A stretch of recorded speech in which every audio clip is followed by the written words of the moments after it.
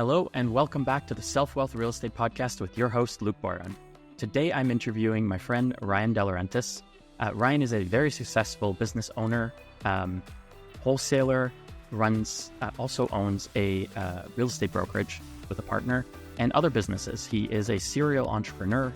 He is the master of pivoting and adapting, and has done very well in that. And in addition, is able to do it in a way that he's able to free up a lot of time and enjoy life. We have a lot of really interesting conversations. This is one of my favorite podcasts I've ever recorded. I have a ton of notes of things that I'm going to implement or just ideas that it gave me of things I want to work on. So I think you guys will find a ton of value on this. Ryan and I, again, are friends. We've talked, hours and hours and many, many times about our businesses and life and what we want to do in the real estate space and other businesses. And so you'll see a bit of that where it's just kind of two friends who are, established real estate experts, just kind of talking about what we're up to and the businesses and stuff. So I think you guys will find a lot of value listening, and hopefully you enjoy.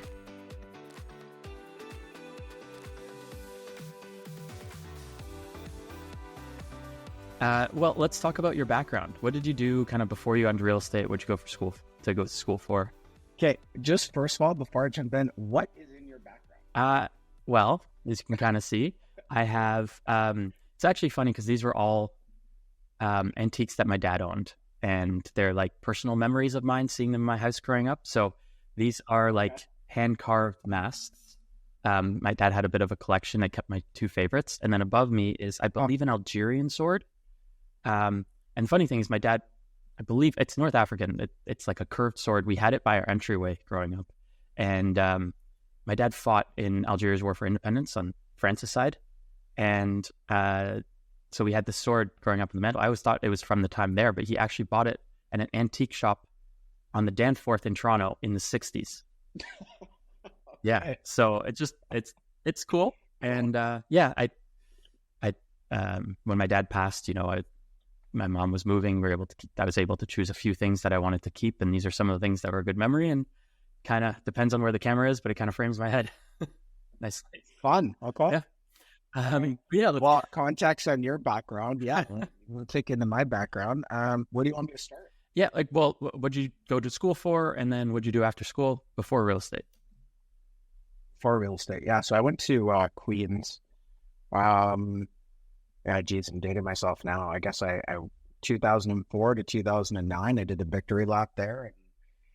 I originally went for history, and then I ended up taking a minor in business. But interestingly enough, like growing up, my path was I'm going to be a sports lawyer.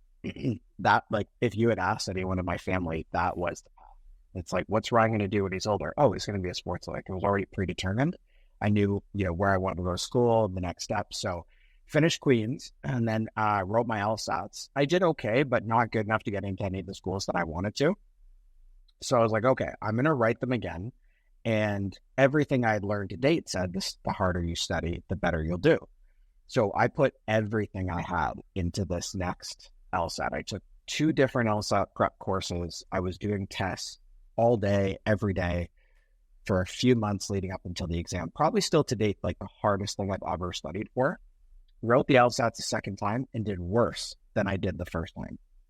And it actually shattered my faith in the school system, and just in, I think, the normal progression that people follow on going to school, getting a good job. Like, I was pretty depressed for a bit where I was like, this path just isn't for me. And I feel like I tried everything I could to have that sort of linear path succeed, and it didn't. So I went to work in sales for a bit. I started at MLSE selling tickets and suites to Leaf games and to Marlies games and TFC when they were starting at the time.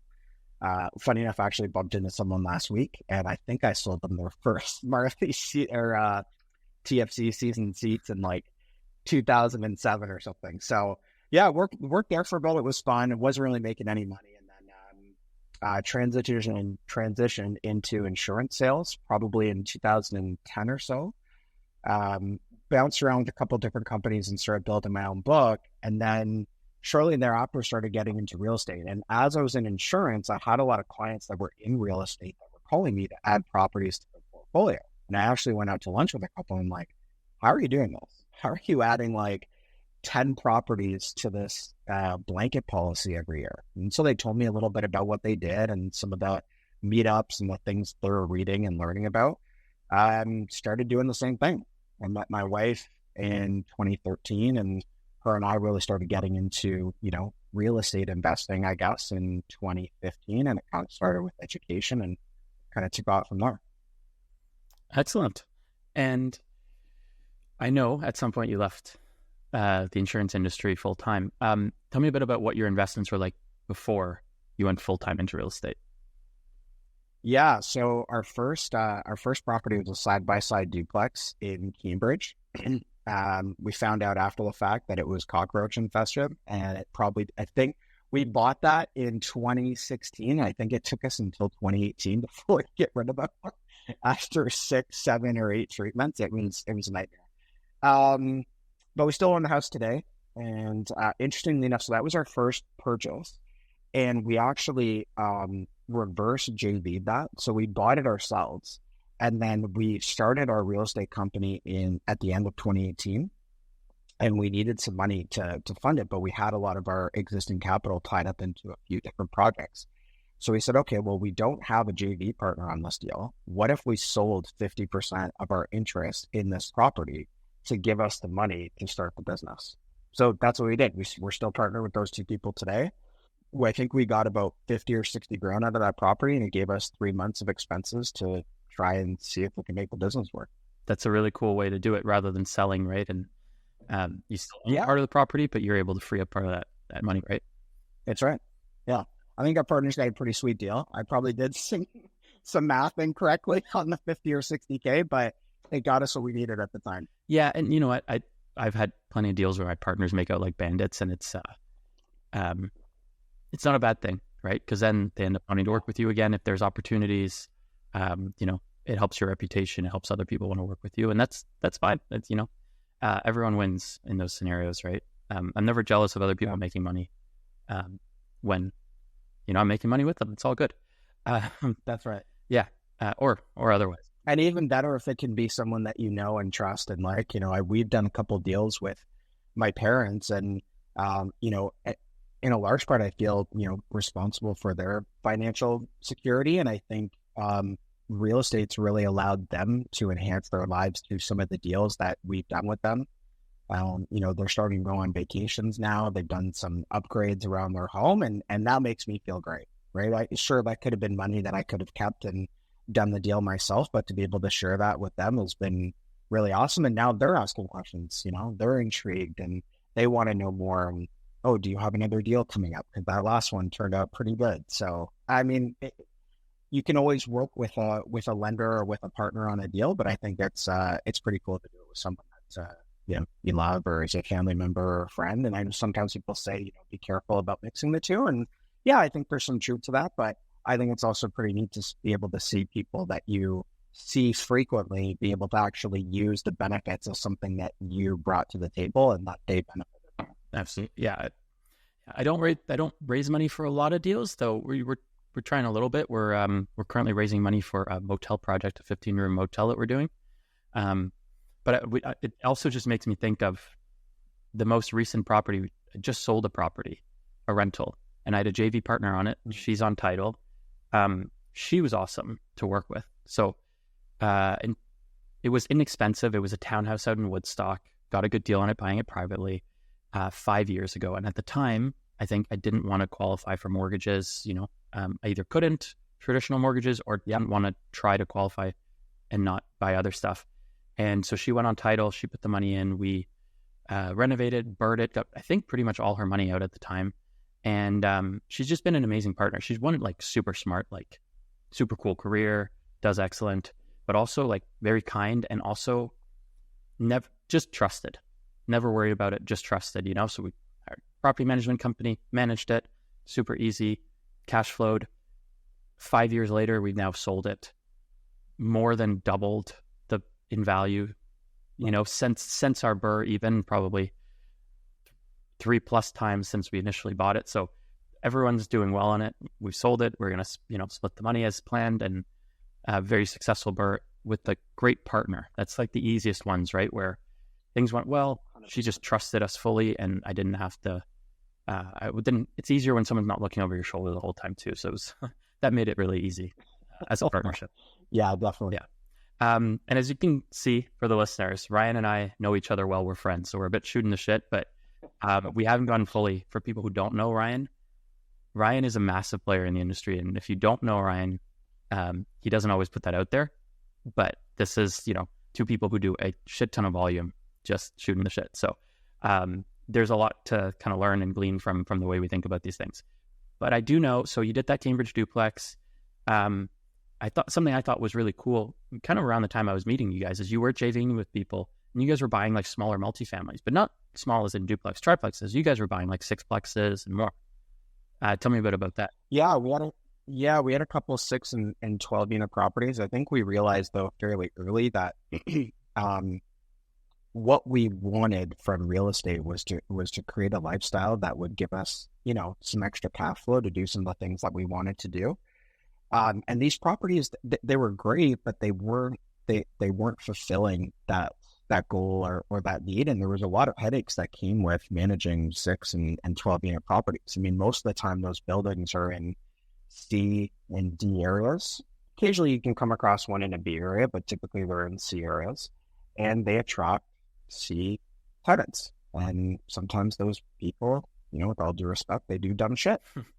And there's only so many issues, one property manager can solve before you're getting calls. So I think we just found that the trade-off from having those wasn't necessarily worth the, long-term energy that they might drain from us.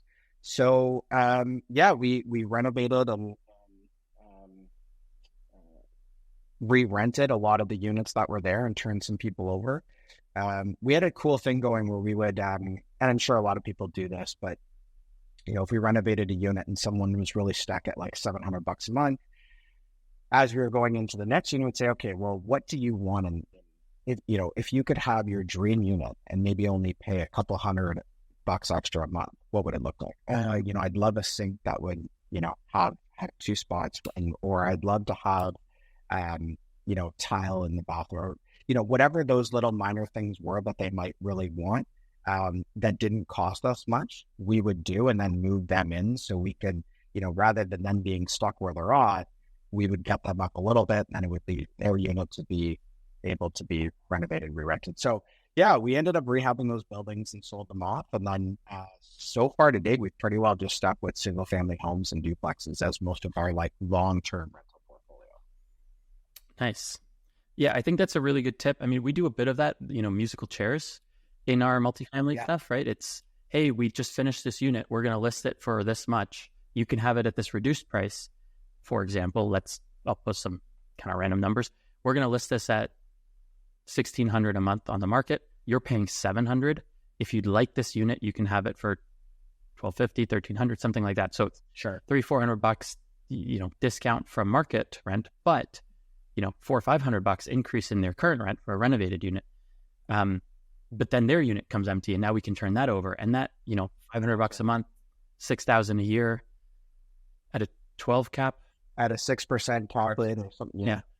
Sorry, I was saying 12 cap, which is wrong. I meant at a 5 cap. It's, I think, something like 120,000. That's it. Yeah. And we were doing the same math where even if we couldn't get that person from 700 to 12, even if we got them from 7 to 9, I'd still rather have that and put in that little bit of extra money into improving another unit and moving them around a bit. So we did that quite a bit and got a good value back on the 2 that we sold. Nice. Excellent.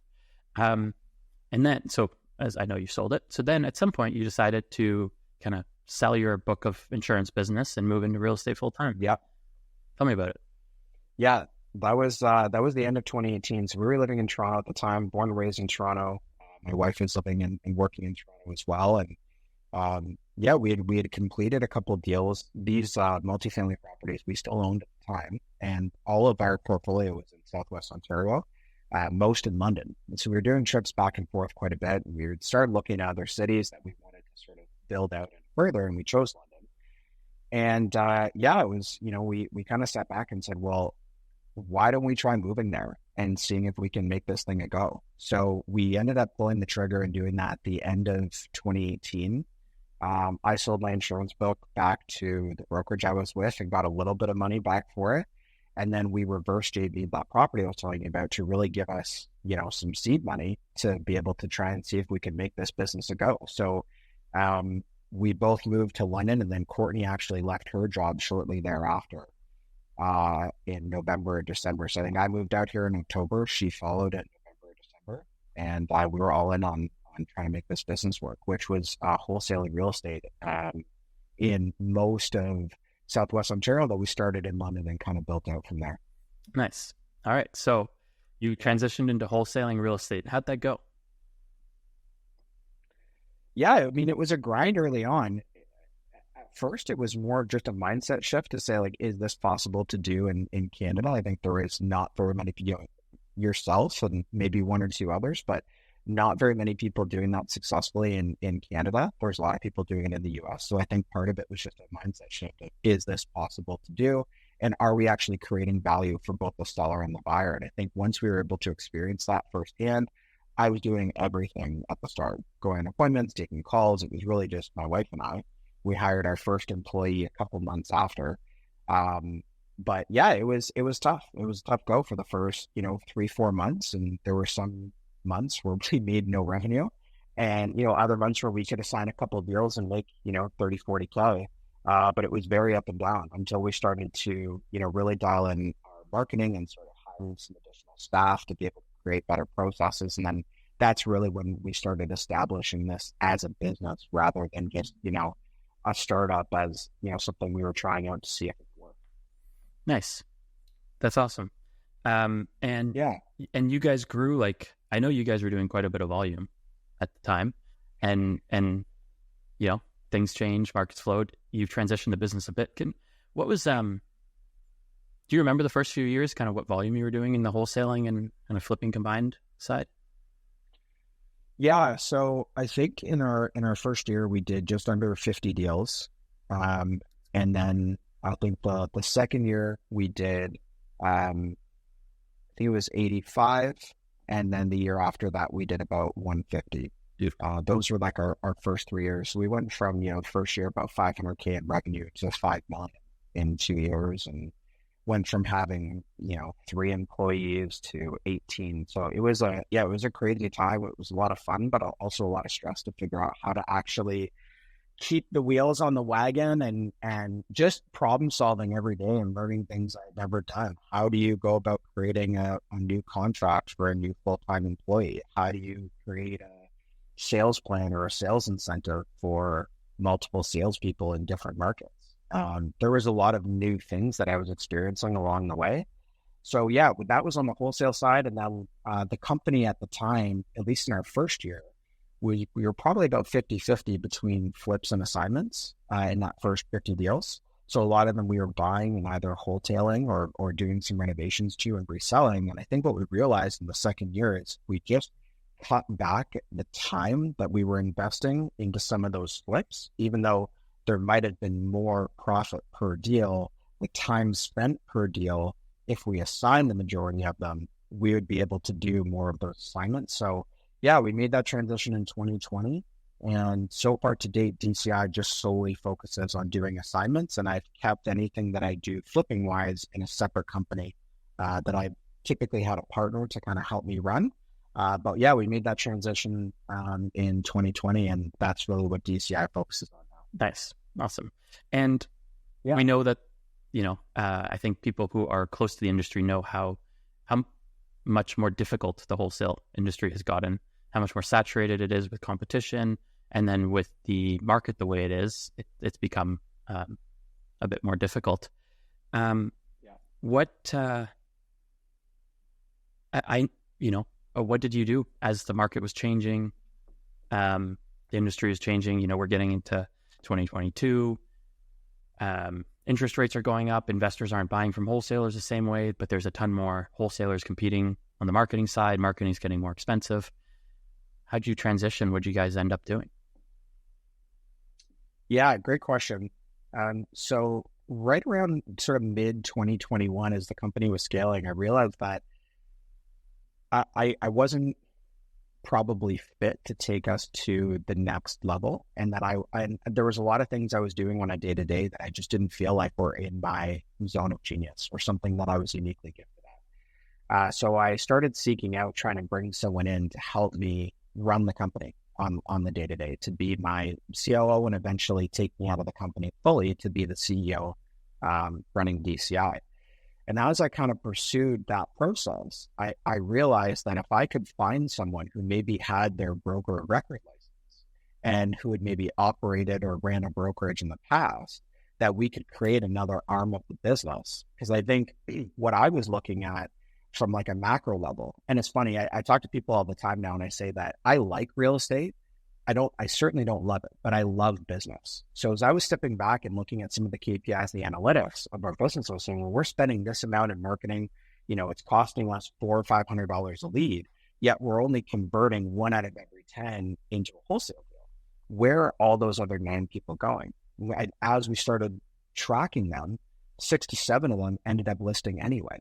There's probably 3 that just the timing wasn't right, or they decided that they would rather stay there and not sell, but the majority of these people reaching out did sell their home. So as I sat back, I said, well, why don't we incorporate having a brokerage under the same umbrella to offer sellers more options than just the one option that we were presenting in the home? So that's what took me down the path of connecting with a guy by the name of Randall Weiss, who was the COO and broker of record at Purple Bricks. They sold to Desjardins in 2021 and then rebranded to Fair Square. But we connected towards the end of 2021, and then he came over in 2022 to take over running both companies and to help us launch our own in-house real estate brokerage, which we now have called Certainty Realty. So our transition was more about how to leverage our marketing dollars to increase our global conversion rate. Because if we could go into a home and convert 1 out of every 10 leads, now with having brokerage, we might be able to convert 2, 3, or 4 out of that same lead pool just into a different type of sale. That's really smart. And so you've done that transition now. How's that been going for you? It ebbs and flows. Obviously, the last 18 months or the last 2 years, the real estate market has definitely not helped us. And we've been through some trials and tribulations of just testing things out. Honestly, as a business owner, sometimes I think, you want to make what you feel is the right decision, but looking back at some of the stupid ones you make, you can't do anything other than laugh. So you'll appreciate this. At the time, Randall and I thought it'd be really smart to have both our DCI rep and an agent going to the same appointment.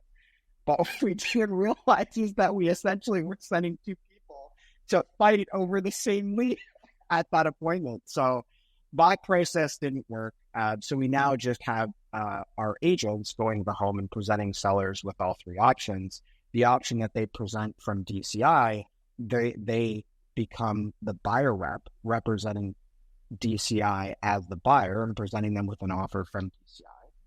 And if the seller decides to either go with an exclusive listing or a traditional MLS listing, they would then become the selling agent representing the seller. So that was kind of our transition. And I would say, it's been ebbs and flows and trial and errors to see what works and what doesn't. And I think we're always constantly evolving and staying open to, just fluctuating with the market. And I think as an owner, that's really what you need to do. And as a real estate investor in general, it's just stay tuned in to your market conditions and adapt accordingly.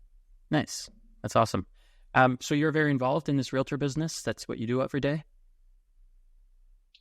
No. No. So Randall has fully taken over as of this year. So as of last month, I'm now fully out of both companies. So he oversees and runs everything. I help from time to time if there's a big marketing initiative, or if he needs a hand, maybe recruiting an agent in a certain area that I can possibly make a connection for. But otherwise, he's owning or he's overseeing both of those companies now. Very cool. Now and I know you said as of last month, but I know you've been working on things outside of that for a while. Tell us about that, your other focuses and things you've been doing. Yeah. So I think right around the time that I was started to search for Randall, I think I realized that I was much more drawn to business than I maybe was for real estate. So part of my path was, how can I make the real estate businesses that I own more of a business and less of me being in the day-to-day of the real estate transactions. So on my flipping business, I found a great partner who loved the project management side of our flips. And I've become more of the strategic partner and overseeing, acquisition and raising money, which I enjoy doing. And he's managing more of the projects and working with the realtors to help sell those deals once we have them done. So that's worked out really well. And that business continues to thrive without a ton of day-to-day involvement for me. To date, I think I've done about 60 flips or so. So yeah, that business continues to run. And then I invested in a small startup business with a really cool entrepreneur I met here in London. So it's a fertility counseling and education business, so completely outside of real estate. But she has a really unique story. She's been a surrogate 5 times, and her goal is to try and educate intended parents who are struggling with fertility and who are looking at surrogacy as an option, understand how to do surrogacy properly in Canada. So she's developed a program for them, and I'm helping her just learn the ropes on how to run a business and how to market and how to improve sales and conversion and that sort of stuff. So I think that's where my path is sort of taking me, is more into investing in other businesses. And I'm excited to see what the future has in store on that path. Yeah, that's really cool. I mean, and it's investing, but it's also, I'm not in that space, but it's kind of in VC or angel investing, where you're not just providing money, you're providing advice. I mean, if you think about, Dragon's Den or Shark Tank, people are often not going there just for the money. That might help, right? I mean, but they really are almost never. One is obviously they want marketing from the show. That's some of the people go there. So maybe you're not offering that, but they also want kind of the expertise of the experts, right? So you bring, hey, I've got a great product that's selling well. And kind of like you were saying, hey, maybe I'm not the right person, or maybe alone, I don't know how to bring this to the next level. But you have that kind of business experience that you can say, well, if we look at, I was talking about this on another show recently, the E-Myth Revisited, and the baker baking pies, being excellent at baking pies, but they don't know how to run a business. The best bakers are making the best pies. They just can't run a business well. And so you're finding the bakers and saying, okay, I'll show you or teach you or train someone how to run a bakery so you can make the best pies. And with the best pies and me helping with the operations and the business side, we can run the best bakeries. So yeah, I like that combination. It's cool. Yeah. Yeah, and I mean, as an investor, I think stepping back too, I've had a chance to analyze, how my properties performed versus the businesses, and the businesses are like 100x the returns on any individual property I own. So yeah, I really enjoy growing and scaling businesses, and I think that's probably where I'll end up spending a large part of my time over the next 5 to 10 years.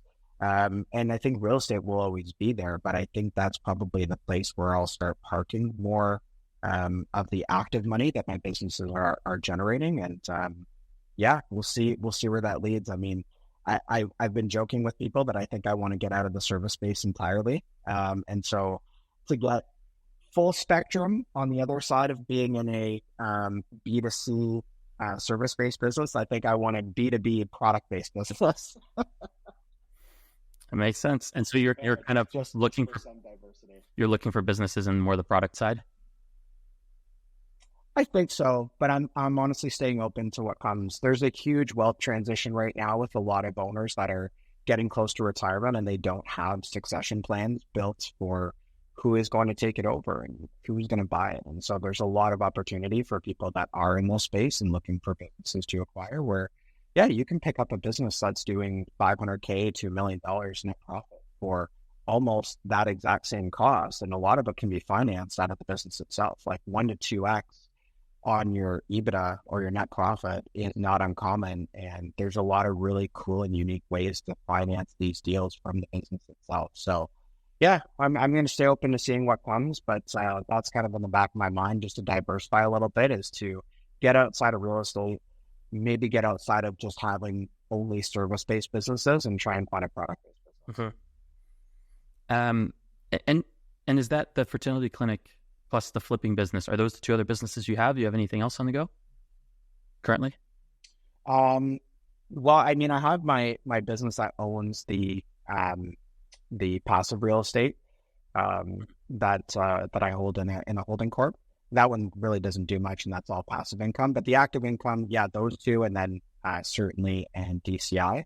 I am probably, I don't know when this will air, but probably by the time this does, I will be launching a education program. I think I'll probably start off by releasing it for free and then maybe have some type of course later on. But it'll mainly be around flipping. I want to try and help people learn how to analyze a deal better. And yeah, just share some of what I've learned and what I've done in the flipping space with other real estate investors to, potentially help them out. And Luke, I know that you know a lot more than me when it comes to renovations. I still am super green when it comes to renos. I've never picked up a hammer. I have no clue on how to do most of what we pay contractors how to do. And I've done 60 of them and have been fairly good at it. So I think there's a misconception sometimes in the flipping space that you need to have this really detailed and layered in construction background, or you really need to know your numbers around renos. And to a certain degree, that could be true.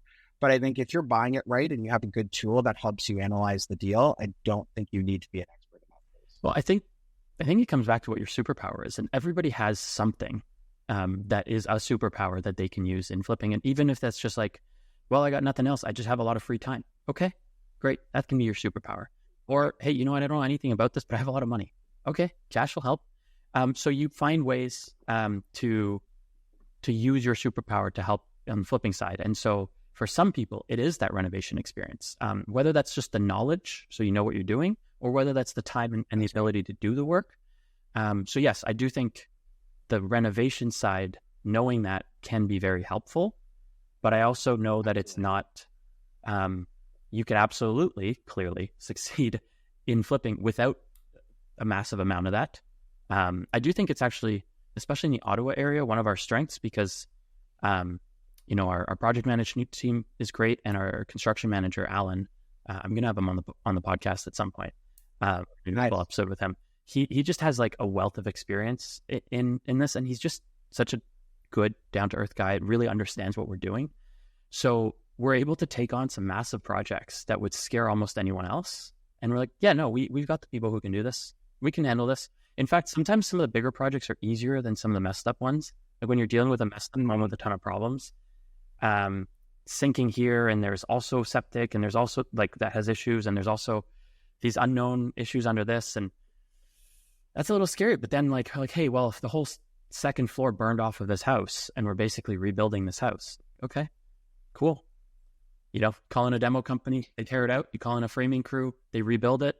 You order trusses, they crane it on the roof. You get a roofer in, they roof it, and then you're going at it because you're almost doing new from that point. And that can be easier sometimes than dealing with old, in part because of the unknowns. There's not a lot of unknowns. Well, in this particular one I'm thinking of, we've got a couple on the go, but the particular one I'm thinking of is on the west end of Ottawa. It's like a 2014 or 2015 build, a little over 2,000 square feet, 4 bedrooms, I think 4.5 baths, like a modern home. And a fire started in the garage, climbed up the front wall, burned the roof off kind of thing in part of the second floor. And wow. So we had to strip most of the house down, tear off the second floor, and then just rebuild from there. And the framing goes so quick. And you have it boarded, you have it Tyvek, like it goes so quick. And yeah, you're dealing with almost a new house in a lot of ways. So it makes it way easier on the rental. And we're doing it on another one because for the first time, I had one of my rentals burned down earlier this year. We're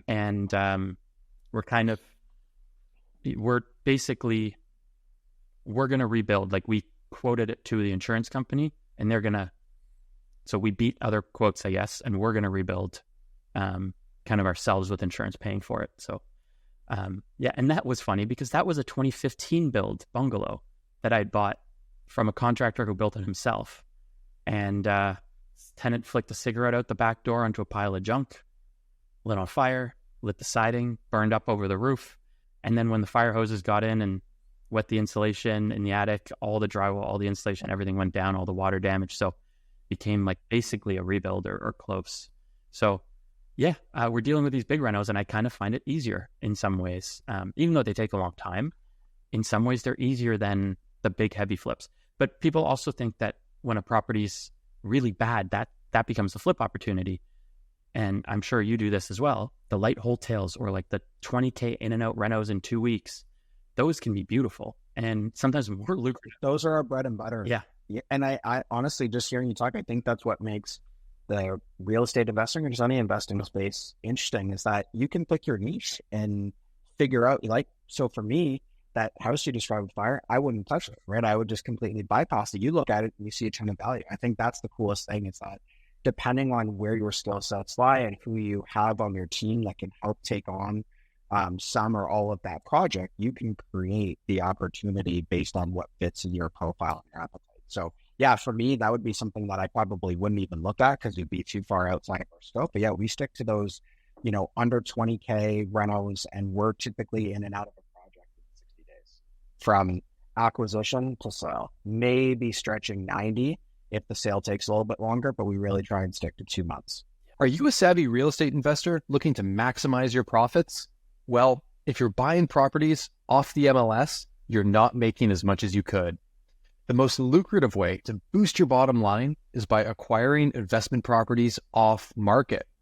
By buying privately off market, you're able to save tens of thousands. Now, the problem is finding off market properties is really hard and takes a lot of time, effort, and money to do. Bliss is your number one source, delivering exclusive deals that you will not find on the MLS directly to your inbox. Bliss's extensive network and insider connections gives you access to properties that are not publicly listed and at a discount. We've helped hundreds of investors across Ontario and BC source the right properties at the right time for their portfolio. Buying assignable purchase contracts through Bliss at a discount helps facilitate higher returns, lower competition, and deals that align perfectly with your investment goals. From start to finish, Bliss's world-class team of real estate professionals makes the process seamless for all investors. If you're ready to elevate your real estate investment strategy, visit us at offmarketbliss.ca to join our buyers list and start receiving exclusive off-market deals directly to your inbox. The most profitable opportunities await, and they're exclusive to you and our valued buyers list members. For your next project, check out Bliss, the go-to source for off-market deals. Some of our, we've done a lot of rural properties recently that have been taking a little longer to sell, but one of them just got delayed because we found out we actually need to change the septic. But it sucks a little bit, but we'll slightly increase the price we were expecting to get. So part of the cost of septic will probably be reimbursed because we'll say, hey, there's a brand new septic system, and I'm not saying it's going to cover all of it, but it might cover a third to half in what we can get on the sale price because of the septic. So at least that's worth it. But yeah, we've had a few drag out recently. And we do find that more on the rural properties. Just need to build in more of a margin, make a higher profit to make it worthwhile on those properties. The cookie cutter condo townhouses and things like that, we can have a smaller margin because they sell quick. There's so much demand for them. They're affordable and, in and out so much faster. So yeah. I love that. I love that you're doing the education program for that. That'll be really cool and useful for people. To learn your way. Yeah, and I'm going to try and make a good chunk of it free too. I want to create something that people can action right away and get some value from. And I think there's just, there's a lot of noise and misconception, and a lot of people that sell education that don't necessarily have the background to be able to back it up. And, I'm pretty open. I've shared with you some of the takeaways and lessons learned from big losses. And sometimes I think you can learn more from the losses than you can from the wins. And yeah. Yeah. And actually, that's actually part of the reason I was in the background, not really posting about real estate, kind of not on our websites, any of that stuff for a while. And part of the reason I jumped back into it and decided to do the podcast and start branding myself more is because I saw so many people, listening to and going to advice for people who were kind of in the process of faking it till they make it. So they're saying stuff, they're regurgitating stuff that they've heard, they don't understand, they don't actually know what they're doing, and they just pretend they do. Whereas, anyone who's listening to you and I talk, we've been through the ringer, we've seen different stuff, right? And we actually know what works and what doesn't, and we've learned from our mistakes. And that was part of the reason for this show, which we'll get into soon, is the best and worst deals of what you've learned from those lessons, so that you can learn from the mistakes of others rather than learning from your own mistakes. Before we transition, I want to talk to you a little bit. I know you've been doing a bit of traveling lately, and somehow, the way you've set things up with partners and things like that means you can travel and not be focused on work the whole time, which is really cool. But do you want to tell me a bit about those travels and how you're able, or how much you're working on these travels too? Yeah, sure. So last year, and I think we chatted about it, I went to a international table tennis camp in Denmark I guess I was there for about 2 weeks. My wife and I went to London, England for about a week before that. And then, spent 2 weeks in Denmark. She stayed for 4 days and she was like, hey, you do your table tennis thing. I'm out. I'm flying back home. But it was awesome. I picked that up as a hobby. I guess it was now probably a year and a half ago. I stopped playing hockey after having my third knee surgery, and I was really feeling like I was missing something to do outside of work. So I ended up stumbling across this local table tennis club in London, and I went out thinking, oh yeah, I used to have a table in the basement, and I went to my aunt's cottage a lot, and me and the cousins would all play. And I was like, okay, I think I'm pretty good.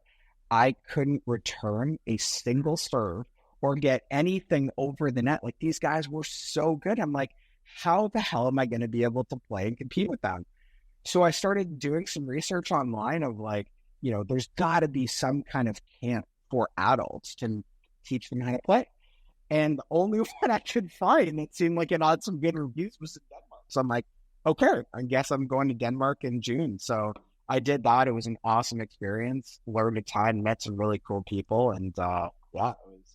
That's cool. I mean, I even just want to visit Denmark one day as a country. That seems like a cool place. Nice. Yeah, although they're, I think they pay 25% tax on everything, and I think their highest bracket income is what, 60%. So tax but a low income tax, or did you say 16% income tax or 60? 60. Oh, yeah. Okay.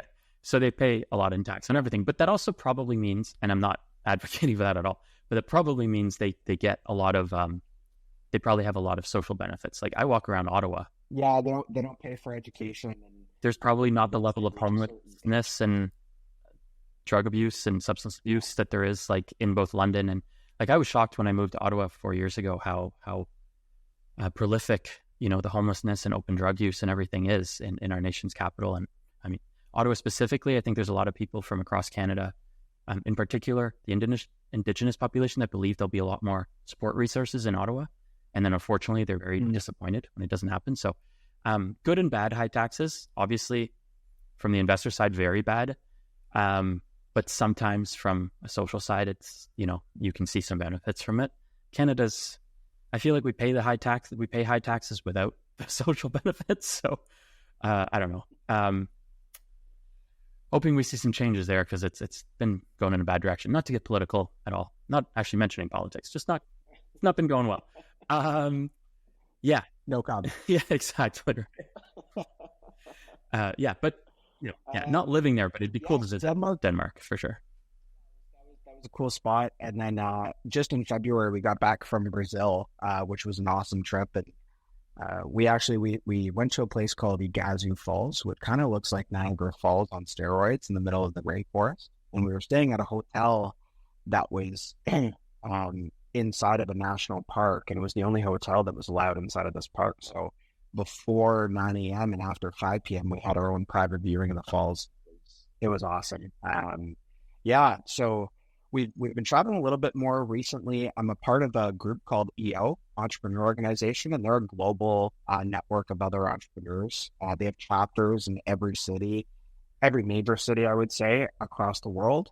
So I'm a part of a Canada Bridge chapter, and we meet up 4 times a year, 3 times inside of Canada and once outside of And it's really neat because I think most of, my previous sort of personal development space was around other real estate investors, which I still participate in. But now that I've been exposed to other business owners, it's just giving me a different lens and different, perspective on how we can do things differently and adjust and adapt, comparing to someone else that might have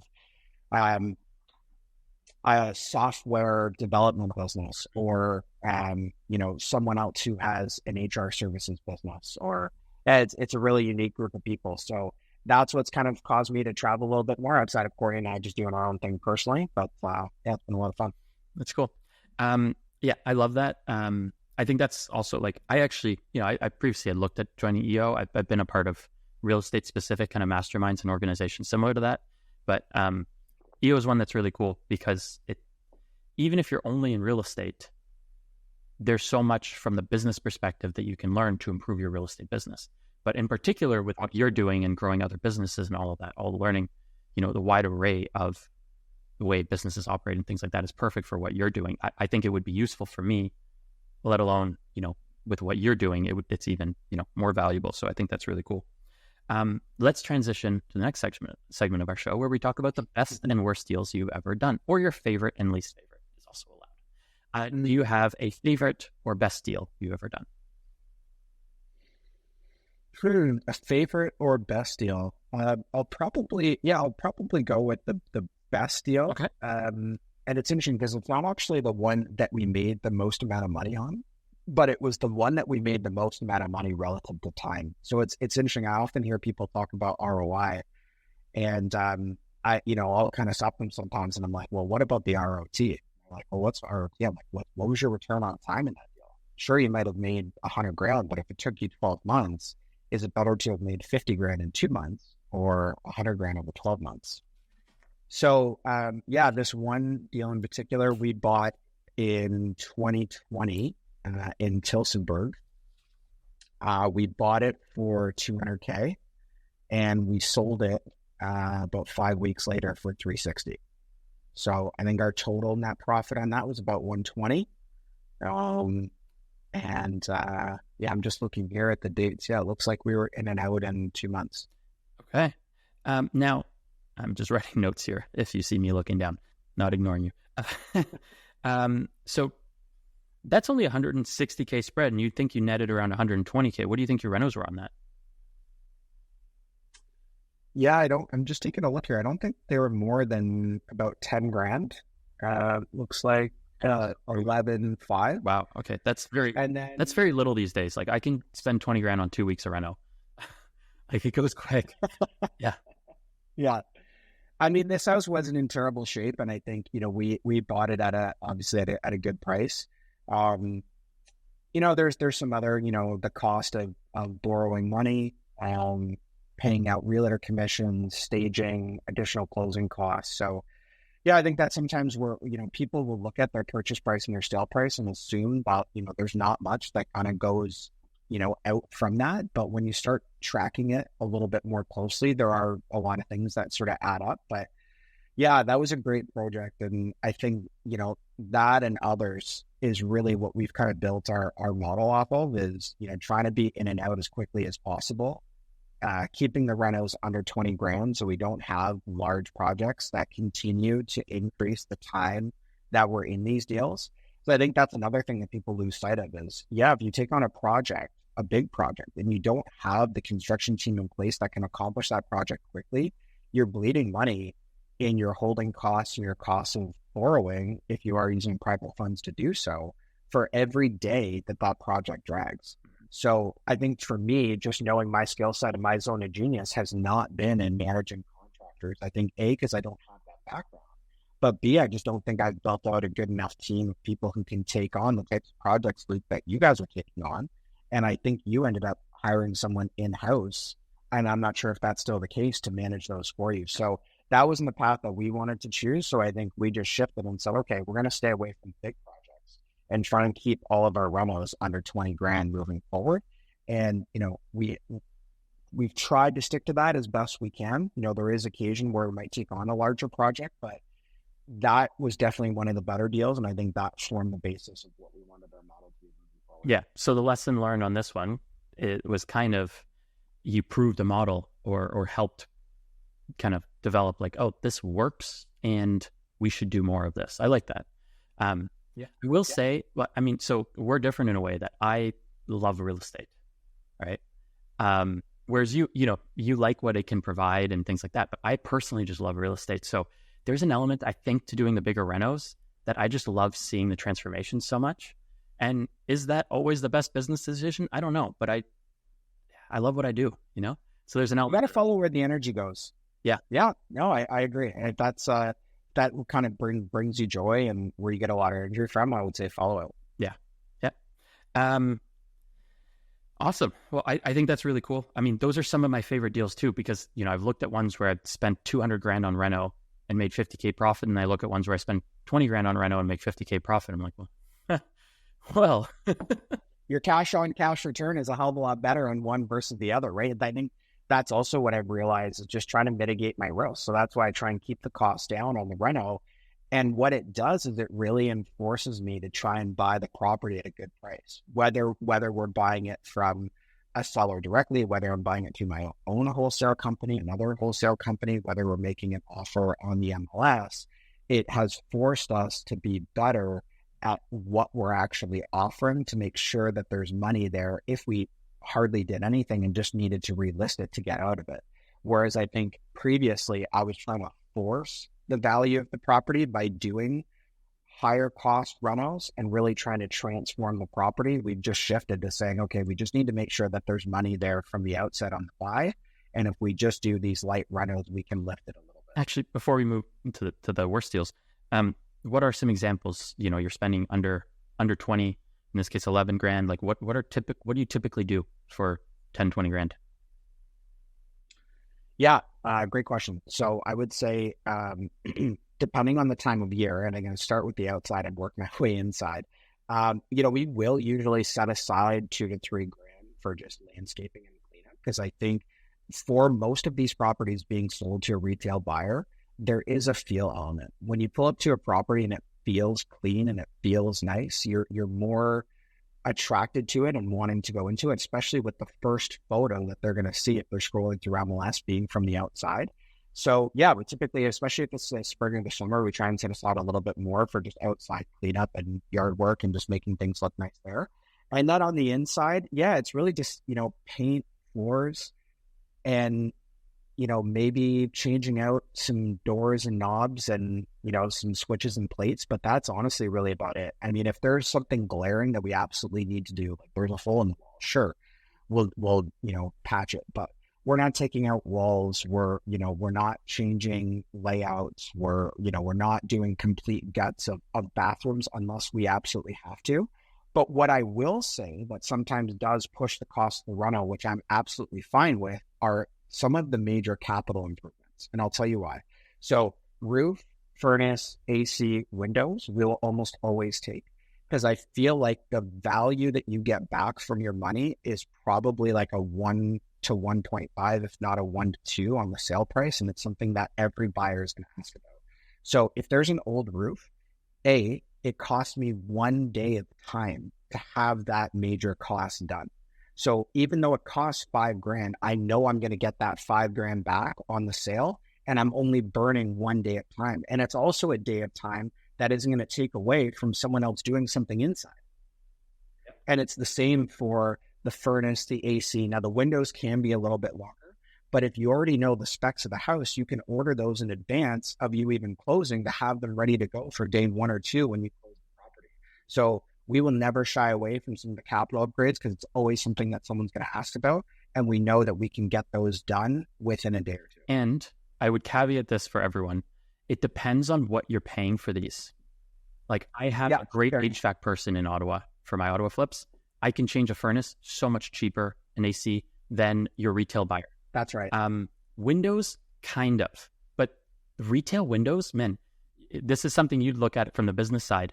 A company called Verdun rolled up all the small window manufacturers or installers in Ottawa years ago, and they gouged. There's very few small window companies in Ottawa now, and there's a few big players. And we had this one, 2,000-ish square foot house, kind of rural Ottawa. And the previous owner got quoted, I think, $60,000 for the windows on the house from one company and $30,000 from another.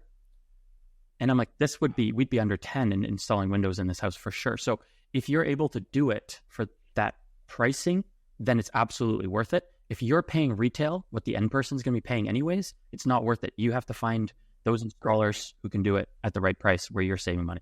If you're installing $40,000 kitchens, don't install kitchens. That's right. But if you can get it done for like $5,000 all in, throw in a kitchen, right? That's $5, depends on the size, right? $5's doable for a small kitchen, but a bigger one. I would say windows is probably the one that we hum and haw over the most, and maybe we'll choose to just turn over a couple of them. But the furnaces, the ACs, the roofs, will almost always take on if they're old, because those are very quick fixes. And Luke, to your point, if you have someone that can do it a little bit cheaper because you're doing more volume of them and you can push that cost down, it's a benefit to you and your buyer because they're not paying retail when they take that on as well. Absolutely. Yeah. So awesome. Let's move on to the worst or least favorite deal you've ever done. Well, it's interesting because there was basically 5 of them at the same time. But the two that were the worst, one I lost $133K and the other one I lost $126K. So what's that, about $250 combined? Yeah, that was rough. So both those were bought in more rural areas. So one was in Corona, which is just outside of Sarnia, and the other one was in Welland. And both we bought basically during the dip from February to June of 2022. So both were purchased firm, and we were just awaiting the close while the market fell. So there wasn't a whole lot we could do, but I think, the lessons learned from both those were outside of areas that we would normally stick to. So they were a little more rural. The purchase prices were higher than we typically stick to in most of the areas that we cover. So I flip in a lot of areas in Ontario, but within those areas, my partner and I have a cap on what we're usually willing to spend to purchase the house, because we don't want the sale price exceeding what the sort of medium home price is, to make sure we keep our buyer pool as wide as possible. And I should say that's another reason that I really like the wholesale model of not really putting in much run-outs, is that it keeps our buyer pool as wide as possible, right? If we put in $100,000, we now have to raise the sale price an extra $120,000 to $150,000. I've just now put out maybe 30-40% of people that could have otherwise could have gotten a mortgage at that lower price point. So I think just keeping the sale price as low as possible increases your buyer pool the most. And that's what I like. It's just having as wide a pool as possible with people that can actually afford to buy the home. But yeah, on these two, we went outside of cities we normally would buy in, and we bought them for higher prices than we would typically buy. And I think, the market was hot. To be honest, I probably just wasn't paying attention. I think there was enough warning signs to say, slow down. And I think we were doing so well that I thought that we could kind of make anything work. And then, you and I talked about this as well. But once I started realizing that these properties were going to be losses, I just don't think I kept my ego in check. I think we could have a lot more quickly dropped the price and gotten out of those two at 50 or 60K losses. But I kept the listing price where it was for too long, probably didn't drop quickly enough, and paid the price as a result. Yeah. Sometimes you got to drop the prices, take the hit, and move on. I've been struggling with that with a couple of my recent flips. Not struggling, whereas it's like, because there's been a couple things. Do I just drop the price to get this sold because it's taken a bit? Or, for example, on one of them, there was really good slab in the garage, but because the gutters were running next to the garage, there was a couple long, large cracks all the way along because water had been eroding over the years. And, I've been debating, do I drop the price or do I fix that issue and then do a small drop or something like that? And I'm leaning in that one. Let me fix this issue first because, we get 2 complaints about that house, feedback from realtors. One, it's too small. But two, the cracks in the garage scare people. And we actually found a concrete lifting company, very affordable. So we're going to do that. Lift the concrete, fill them. We actually just did the exact same thing on a property in St. Thomas for the same reason. And I'm not surprised. I think that is something that people pay attention to and would comment on. So I think that's worthwhile. Yeah. And so I do usually lean towards dropping the price where possible, but sometimes it's like, do I drop the price or do I solve this problem that I didn't realize was a big deal? And in this case, we're going to solve the problem. And then if it still doesn't sell, we'll then come back and see about dropping the prices then. But fix the most common kind of complaint that we can. And I think you guys are in a little bit more of a stable market now where the interest rates have leveled off. Hopefully we should be getting a drop in June. But when the market's falling, you really got to adapt and it's a race to the bottom, right? If you want to be one of the 6 properties that are selling in that area, you got to drop and get there because there's a lot more to choose from as things set. And we just didn't adapt quickly enough. Yeah, absolutely. And that was something like I was looking at as the market was falling. I would look at when I was buying in an area.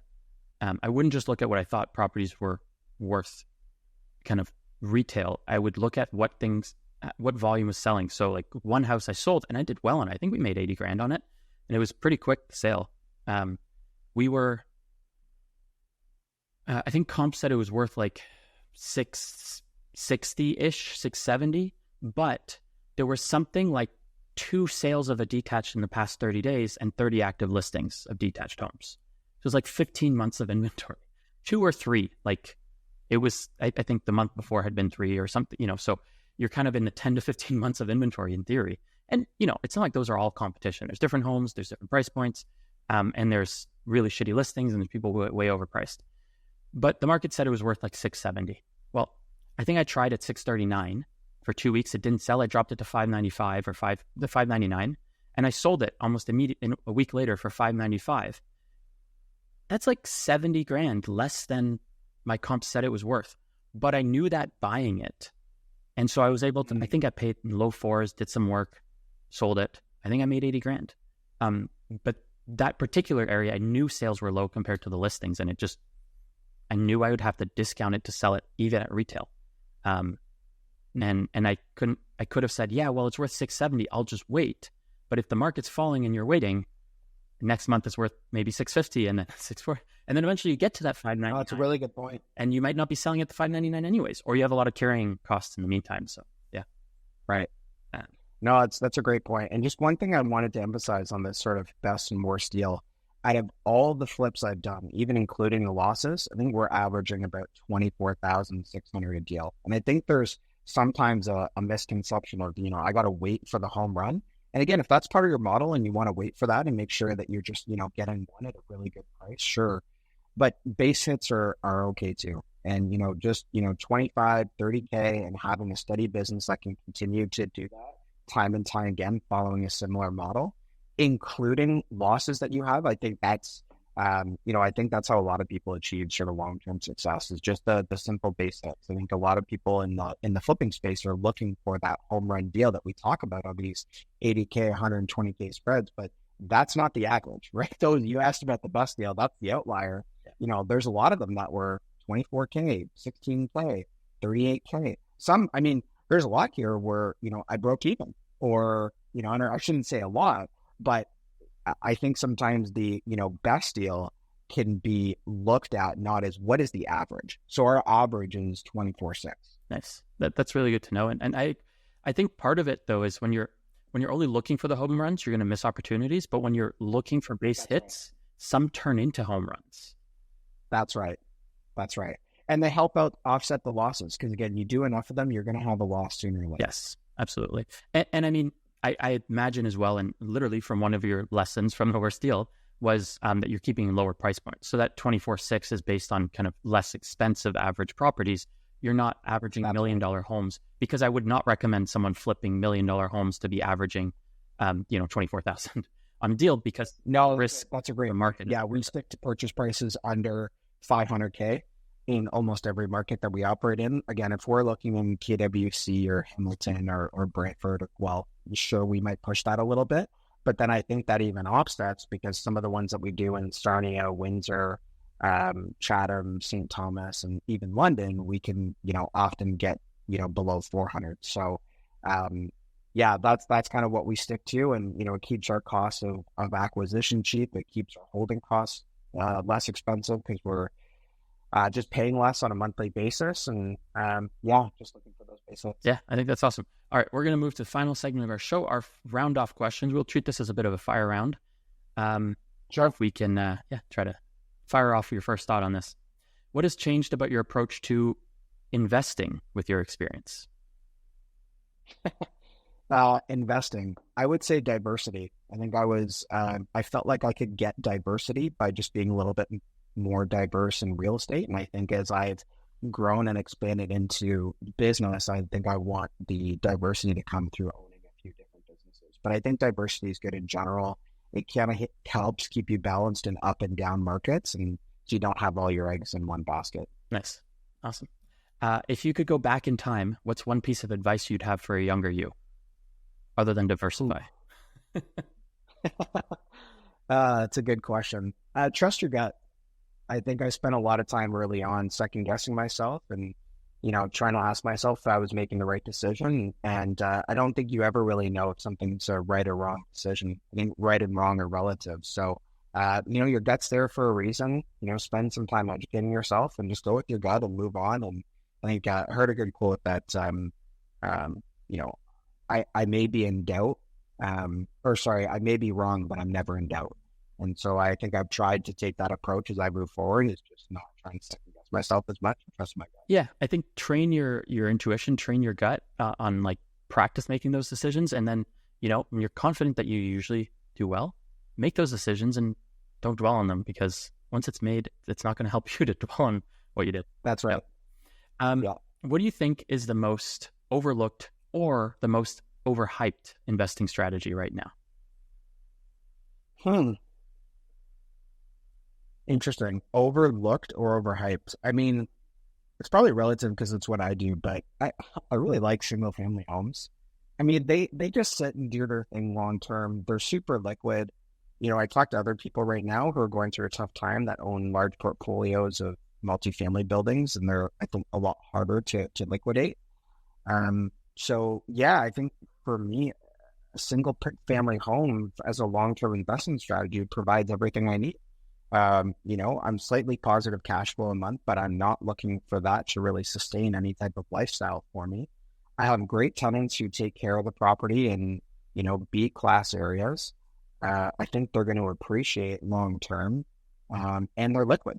So I think a lot of people chase the bigger deal because there's always this belief that more is more.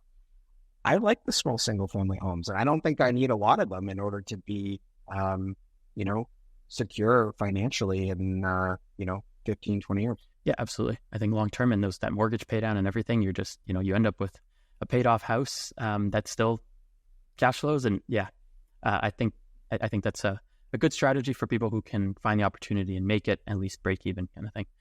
Awesome. Thank you, Ryan, so much. This was incredible. It gave me a ton of ideas myself. So yeah, really appreciate it.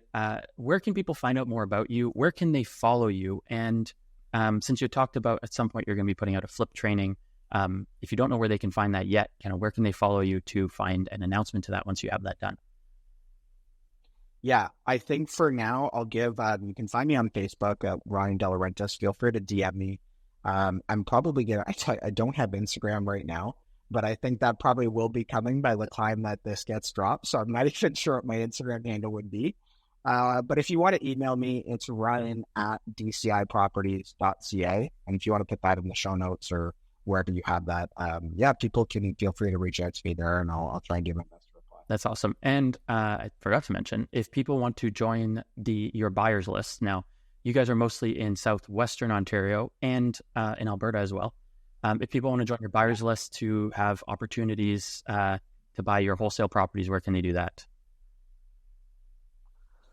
Oh boy, you really put me on the spot. Watch that I'm out of the day-to-day. I forget what that is. There is a link. I will get it for you, and we can hopefully drop it in the link. Perfect. And I'm sure, is there someone that they could email if they'd like to join? Yes, there is. So Adam is the one who takes care of our buyers list. So his email is adam@dciproperties.ca. Perfect. It's dciproperties.ca.